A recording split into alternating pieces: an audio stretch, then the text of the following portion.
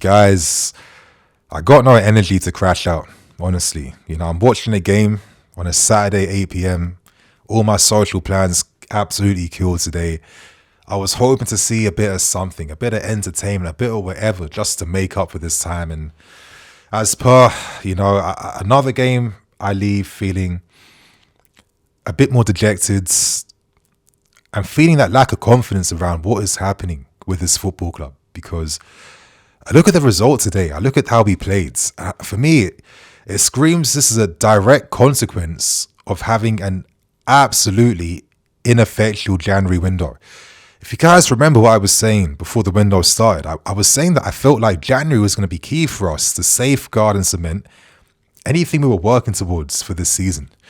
But we've actually ended up weaker after January. The squad's got smaller. The squad's got more ineffectual. Outside of Jalaba's recall, nothing was done to address any area in the team. And everyone has this false sense of reality that there's enough quality already here to make it work. Maybe there is. Maybe there is quality if these guys are at 100% physical capacity. But yet again, we're seeing for consecutive games now. I've been saying this for a long time now. Consecutive games since near the end of flipping December, bro. Near the end of December. We're seeing how these guys fatigue out, get tired, and get worse as the game goes on. And this is why I've been saying January was key. Short-term relief was key. Getting that guy in midfield. Because Caicedo can't be the brilliant, excellent one-man army midfield that he's finding himself to be at the moment, yeah? A striker was needed. All you guys who had a lot of smoke for Nico Jackson, yes, you can criticize the guy. He wasn't delivering the goods up front, yes. But I kept saying, don't ignore the other things he's bringing for the team. Off the ball. When Nico presses, he lets us press higher.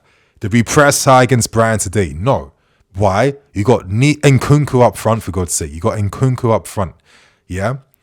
When Nico's not doing any of those things for the team, this game showed that, false nine don't work. We don't have the players for that to make that really happen.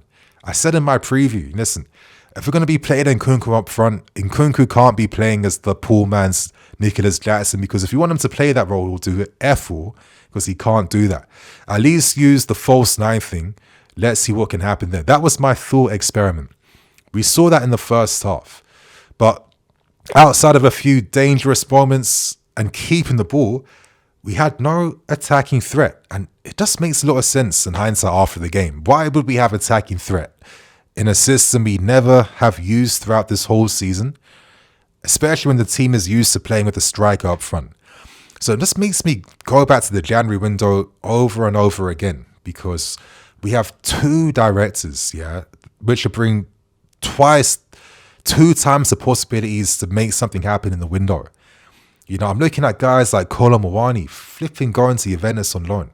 A lot of you guys clouding the move, but you're not thinking about the bigger picture, which is we need backups, we need competition, we need numbers. We got no strikers right now. Yeah, this is why we lost the game today. We have no strike force, yeah. You telling me these geniuses couldn't beat Juventus to the signing of a Kolo Muani on loan when this guy's scoring goals for fun now in Serie A? We couldn't get that midfield player for short-term relief.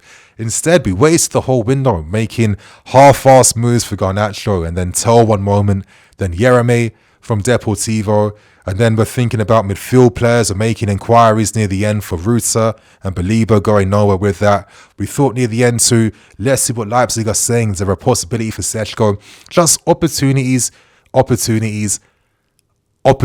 wasted.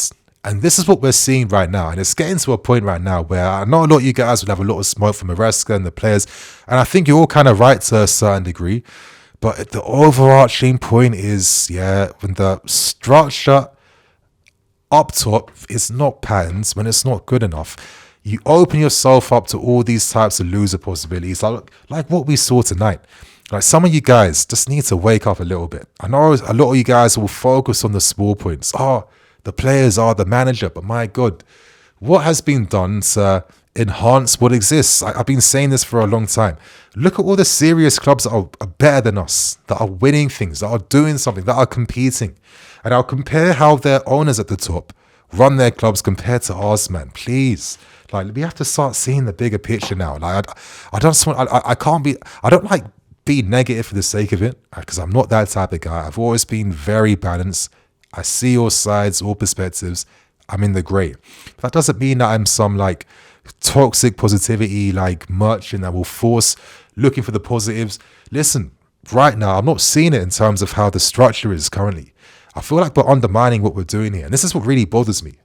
How we're undermining some of the good foundations we've built. Yeah, let's not act like Caicedo and Palmers and some of these guys want great recruitment. But then the skill around building this team is how you get them to play, how you get them working, how you get the team functioning. And these guys are showing that they're unable to really create a successful winning team. Yeah, it's easy applying like the Brighton philosophy, because all it requires is access to a lot of great young talent for decent fees, using Chelsea's geographical location, prestige, history to try and bag these guys here, and just going for a lot of like nice technical ball to feet type of merchant style players, where typically, there's always going to be a market for this type of guy. And listen, you'll have times during the season where you'll have great run of form, you'll collect your points, but then there'll be a lot of other times in the season where you fall off quite a lot because it's very unsustainable playing this type of way. And we've just seen it happen time and time again recently. And I think these directors, it's easy building a Brighton model, but it's very hard knowing how to build a team that wins, that actually really competes. You know what I mean? I just think after seeing the lack of action in January, where, if you're about using data as a football club, I want to see that skill set applied outside of just targeting that 19-year-olds or 18-year-old. Like, where's the skill set in that? You know what I mean? Like, you're telling me we couldn't have signed like an Endo in midfield to help with things. We couldn't have signed that type of Endo striker. I'm saying Endo because, again, it's that smart type of player that you sign that ranks high for certain data metrics that complement what you need in the team. And you can get like short-term relief from these guys in the moment. I think that's all this team needed. And they're completely unable to see that because they wasted all of January finding the next youth guy they can try and sign for decent money. It's worrying. It's worrying that the perspective is this poor. And I think the team needed a lot of help. Not lots of signings, just a few loan guys to come in and help things. If we had a striker today, I don't think we're looking this ineffectual in the final third. We have to also respect the limitations which Maresca had to coach with today. Again, I mentioned Nico. If you don't have Nico up front, you're not going to press as high as he would. Yeah, because I shouldn't have to explain that. You guys are smart enough to understand what I mean by that point. And when you can't do that, that limits how you're going to force mistakes in Brighton's game. That's how we got a lot of our goals, regardless, right? But then outside of that, there's no like focal point for anyone to play the ball to. The only penetration we saw was like the occasional running behind from Dewsbury Hall and Cole Palmer and nothing else. I think to myself, could Maresca maybe have used like a wing-back system? But then equally, would I have seen something a bit different in terms of the strike force today? I mean, I really don't know, man. But my thing is, if you're just like backing this guy, back him properly, yeah? Like, we're the football club where we love the manager, the idea of the manager, more than the reality of the manager. Yeah, this is what Chelsea Football Club is about. Since I've been a fan, we've always targeted that exciting, prestigious type of manager over the, 2 decades.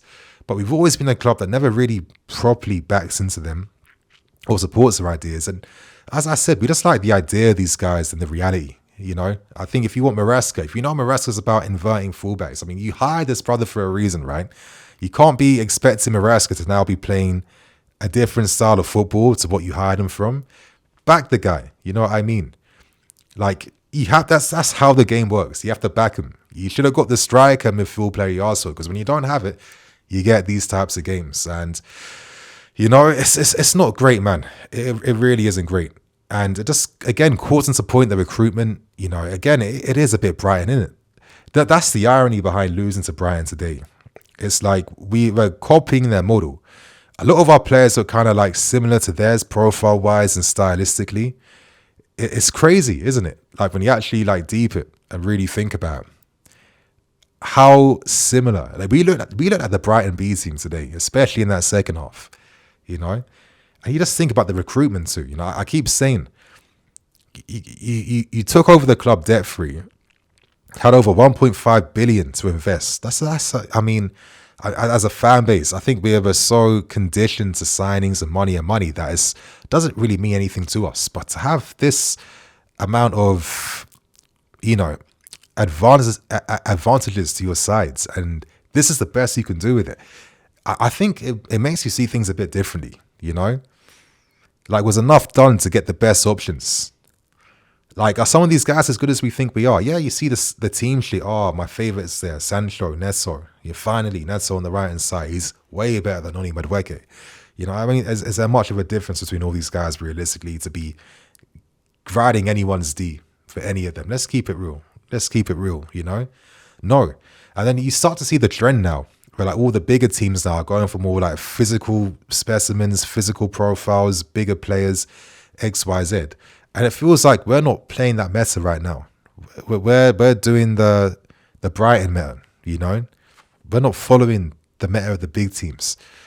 And it gets you thinking, and it makes you worry a little bit. You know what I mean?